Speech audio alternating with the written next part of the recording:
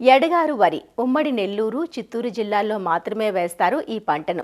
అన్ని ప్రాంతాల్లో ఖరీఫ్, రబీ కాలాల్లో వరిని సాగు చేస్తే నెల్లూరు, చిత్తూరు జిల్లాల్లో ఎడగారు అనే మరో సీజన్ ఉంటుంది. ఈ జిల్లాల్లో ఈశాన్య ఋతుపవనాల ప్రభావం ఉండడంతో ఎడగారులో వరి సాగు చేస్తారు.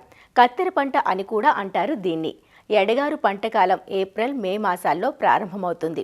అయితే ఆ సమయానికి పెరిగే ఎండలు, వడగాలులకు పైరులో ఎదుగుదల లోపించే ప్రమాదం ఉంటుంది. కాబట్టి రకాల ఎంపికలో కొంచెం మెళకువతో ఉండాలి. ఎడగారులో వేసుకోవడానికి అనువైన రకాలు, గుణగణాలను ఆచార్య ఎన్జీ రంగా వ్యవసాయ విశ్వవిద్యాలయం నెల్లూరు వరి పరిశోధనా స్థానం శాస్త్రవేత్త డాక్టర్ శ్రీలక్ష్మి నుంచి తెలుసుకుందాం. రాష్ట్రమంతా వరిని ఖరీఫ్ మరియు రబీ కాలాల్లో సాగు చేస్తుంటే నీటి లభ్యత ఎక్కువగా ఉన్నటువంటి నెల్లూరు ఇంకా పరిసర ప్రాంతాలైనటువంటి కడప, చెన్నైకి దగ్గరలో ఉన్నటువంటి తిరుపతి జిల్లాలో కొన్ని ప్రాంతాల్లో మాత్రము ఎడగారు అనే ఒక ప్రత్యేకమైన సీజన్లో కూడా వరిని సాగు చేయడం జరుగుతూ ఉంది. అంటే ఒకసారి రబీ పంటను కోసిన తర్వాత ఏప్రిల్ 15 మొదలై మే 15 వరకు సోయింగ్ చేసుకునే ఈ కాలాన్ని మనం ఎడగారుగా గమనిస్తాము. రైతులు ముఖ్యంగా గమనించుకోవాల్సింది ఏమంటే ఏప్రిల్ 15 నుంచి మే 15 వరకు మాత్రమే విత్తనాలని మనం నారుమళ్లలో పోసుకోవాల్సిన ఆవశ్యకత ఎంతైనా ఉంది. ముఖ్యంగా మనం ఎంపిక చేసుకున్న రకాలన్నీ కూడా స్వల్పకాలిక రకాలే ఉండాలి. అవి కూడా కొంత ఎండని, బెట్టని, ఇంకా ఈ అధికంగా ఉన్న ఈ వేడి గాల్పులు ఏవైతే ఉన్నాయో ఈ ఎండాకాలంలో ఈ మూడింటిని తట్టుకొని నిలబడగలిగేలాగా ఉండాలి వెరైటీలు. ముఖ్యంగా చూసుకున్నట్లయితే రకాల విషయానికి వస్తే ఎండాకాలానికి సరిపోయే రకాలు నెల్లూరు మసూరి కానివ్వండి, NLR 33449 అని 2009 సంవత్సరంలో విడుదల చేయబడి ఇప్పటికీ ఇంకా రైతుల పొలాల్లో సాగు చేయబడుతూ ఉంది. దీని తర్వాత వచ్చిన వెరైటీ NLR 3354. ఇది కూడా ఎండాకాలానికి బాగా అనువైన రకము, సన్నగింజ, పొట్టిగా ఉంటుంది. ఇది రబీలో వేసినప్పుడు అగ్గి తెగులు సమర్థవంతంగా తట్టుకుంటుంది. దీంతోపాటు మన దగ్గర కొత్తగా తయారైన రకం ఒకటి ఏ కాలంలో వేసినా కూడా 130 రోజులు కోతకొచ్చే ఇప్పుడు మనం ఎడగారుకు, రబీకు అరువుగా తయారు చేసినటువంటి మినీకిడి దశలో ఉన్న రకం ఏదైతే ఉందో NLR 3648. ఇది పైరు చాలా పొట్టిగా ఉంటుంది. 80 నుంచి 90 సెంటీమీటర్లు మాత్రమే పైరు ఎదుగుతుంది. గింజ బీపీటీ కన్నా కూడా సన్నగా ఉంటుంది.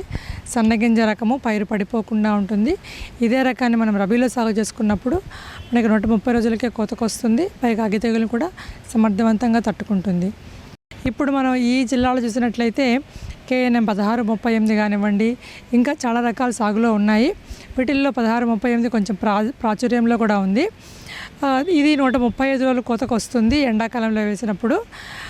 ఇంకా మనకి ఆ పాత వెరైటీలే తెలిసినటువంటి భరణి కానివ్వండి, NLR 30491 అని 110 రోజులకే కోతకు వచ్చే MTU 1010ని పోలి ఉండే సోమసుల రకం కానివ్వండి, ఇంకా మనకి అత్యధిక ఆదరణ పొందినటువంటి కాటన్ దొర సన్నాలు MTU 1010 కానివ్వండి, ఇవన్నీ కూడా మనం ఈ ఎండాకాలంలో సాగు చేసుకోవచ్చు. అంతేకాకుండా మన పరిశోధనా స్థానం నుంచి రూపొందించబడి విడుదల చేసినటువంటి NLR 3238 అనే రకం కూడా ఈ వేసవిలో కానివ్వండి, రబీలో 2 కాలాల్లో కూడా సాగు కనువైంది.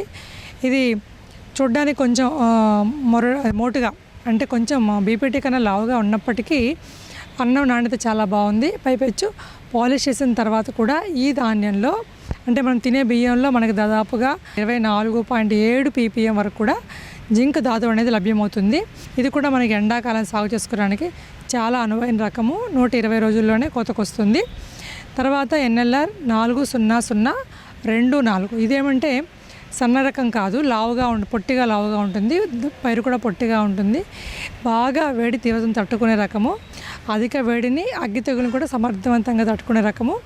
లావు గింజ కావాలనుకున్న వాళ్ళు దీన్ని మనం నిరభ్యంతరంగా సాగు చేసుకోవచ్చు. దీంతోపాటు NLR 400554. ఇది తినేటప్పుడు, అంటే వండేటప్పుడు, తినేటప్పుడు మనకి చక్కటి సువాసన వచ్చే ఒక ధాన్య రకము. ఇది కూడా 130 రోజుల్లో కోతకొస్తుంది. ఎండాకాలానికి కూడా బాగా అనువైన రకము. రైతులు ఏ కొత్త రకాన్ని సాగు చేసుకున్నా కూడా చౌడు కొంత తర్వాత అధిక వేడిని, తర్వాత అధికంగా వీచే ఈ గాలి తీవ్రతను తట్టుకొని నిలబడగలిగేలాగా ఉండాలి వెరైటీలు. సాధ్యమైనంత వరకు కూడా స్వల్పకాల రకాలుగా ఎన్నుకోవాల్సిన అవసరం ఉంటుంది.